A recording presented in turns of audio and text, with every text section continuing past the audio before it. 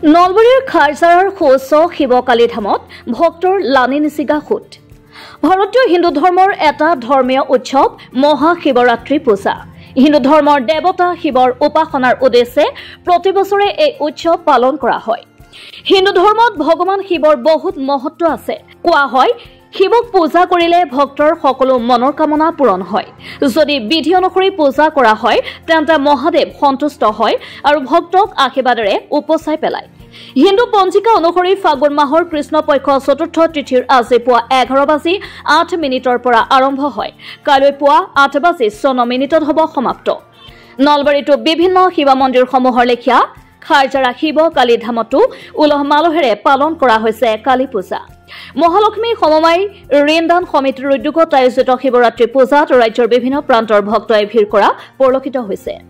আজি পুৱাৰে পৰা মহাপ্ৰভু শিৱক আৰাধনাৰ বাবে মন্দিৰত ভিৰ কৰিছে অগণন ভক্তই। দিনজোৰা বিভিন্ন কাৰ্যসূচীৰে আজি সমগ্ৰ দেশতে উদযাপন কৰা হৈছে মহাশিৱৰাত্ৰি। মহাশিৱৰাত্ৰি উপলক্ষে নলবাৰীৰ বিভিন্ন ঠাইকে ধৰি ৰাজ্যৰ বিভিন্ন প্ৰান্তৰ মন্দিৰসমূহত আৰম্ভপূৰ্ণভাৱে শিৱ পূজাৰ আয়োজন কৰা হৈছে। নলবাৰী শিৱকালী ধামত প্ৰায় 50,000 ভক্তৰ সমাগম ঘটা বুলি উল্লেখ কৰিছে উদ্যোক্তাসকলে।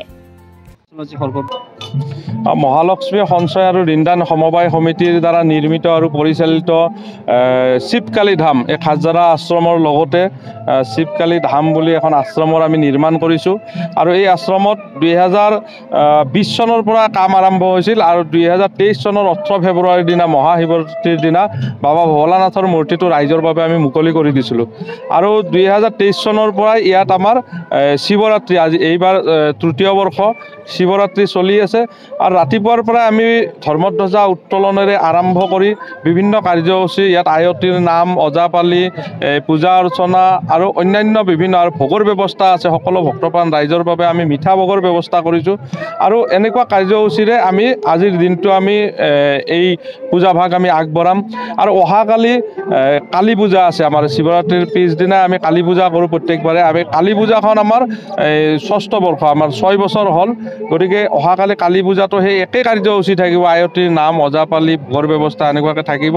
যোৱাবাৰ এই মহাশিৱৰাত্ৰিত প্ৰায় 50,000 ভক্তৰ আমাৰ ইয়াত সমাগম হৈছিল।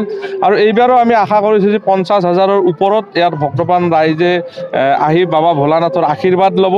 আৰু এই চেগতে মই নলবাৰীৰ লগতে গোটেই ভাৰতবৰ্ষৰ ভক্তপ্ৰাণ ৰাইজক মই নিমন্ত্ৰণ জনাইছোঁ, আহক আজি মহাশিৱৰাত্ৰিৰ দিনা বাবা ভোলানাথৰ আশীৰ্বাদ লওক আৰু অহাকালি কালীমাৰ আশীৰ্বাদ লওক।